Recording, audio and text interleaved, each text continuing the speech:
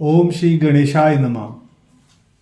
कार्तिक महात्मा अध्याय 11। एक समय जलंधर अपनी स्त्री सहित सभा में बैठा था।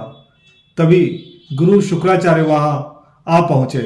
गुरुजी को आता देखकर असुरों सहित सागर पुत्र ने उठकर बड़े आदर से उन्हें प्रणाम किया।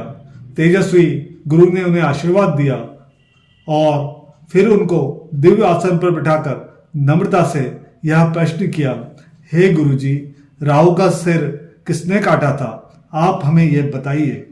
इस पर श्री शुक्राचार्य जी ने विरोचन पुत्र हिरण्यकश्यप और उसके धर्मात्मा पौत्र का परिचय देकर देवताओं और असुरों द्वारा समुद्र मंथन की संक्षेप में सब कथा कहकर यह बतलाया कि जब समुद्र से अमृत निकला तो देव रूप बनकर राहु भी पीने बैठ गया। इस पर इंद्र के पक्षपाती भगवान विष्णु ने राहु का सिर काट डाला। यह सुनकर जलंधर के नेत्र लाल हो गए। उसने बड़ा क्रोध किया।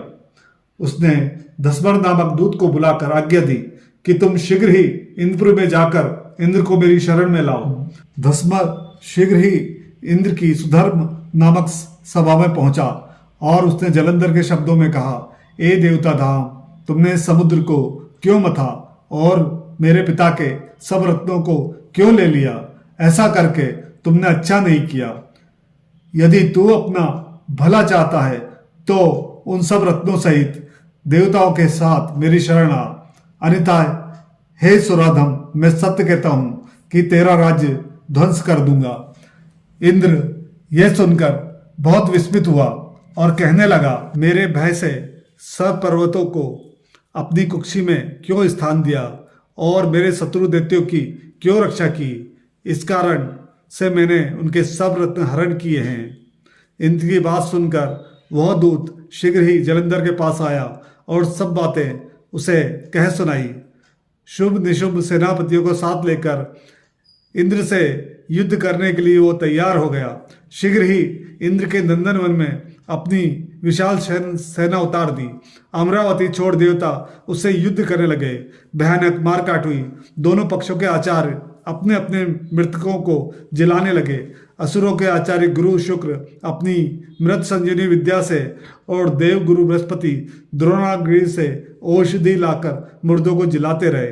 इस पर जलंधर ने अपने गुरु शुक्राचार्य से क्रुद्ध होकर कहा, मेरे हाथ से मरे हुए देवता जी कैसे रहते हैं? इस पर शुक्राचार्य ने गुरु बृहस्पति जी द्वारा द्रोणागिरि से औषधि लाकर देवताओं को जलाने की बात कह दी। इस पर जलंधर क्रुद्ध होकर शीघ्र ही द्रोणागिरि पर्वत के पास जा पहुंचा और अपनी भुजाओं द्वारा उसे जड़ से उखाड़कर समुद्र में फेंक दिया। वो सागर पुत्र युद्ध भूमि में आकर बड़े वेग से देवताओं का संहार करने लगा।